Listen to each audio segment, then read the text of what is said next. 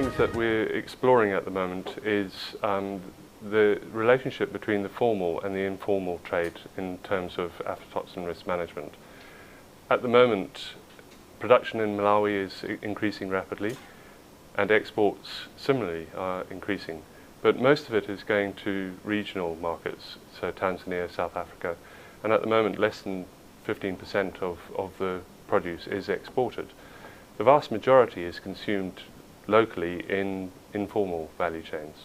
Around 60% of the crop is consumed informally.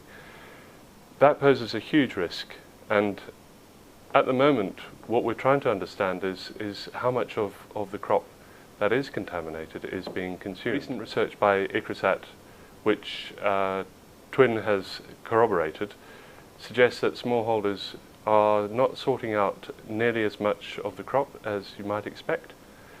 So less than 3% of the crop is actually sorted, and 60% of that then ends up in the food chain either as flour or fed to animals. So while FAO estimate that 25% of crops are wasted, that might be the case in a formal value chain where you're trying to manage out the risk of aflatoxin. In the informal chain, that is not the case.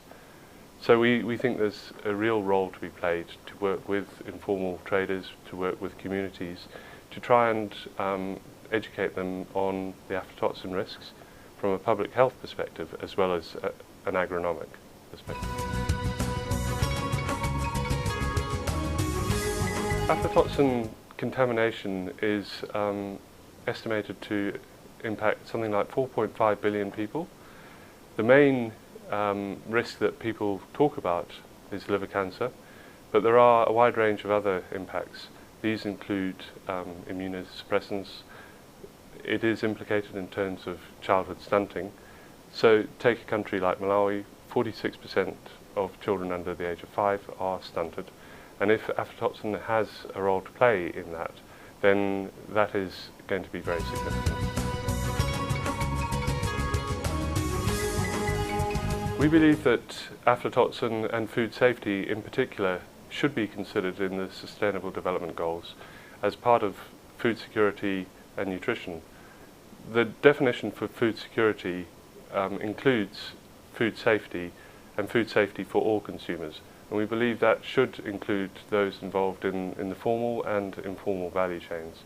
So when we're looking at investments to reduce the aflatoxin risk, we think that this should include household storage, community storage. It should be considered in the same way as we consider safe water or sanitation. And the investments need to come through both the value chain but also public health.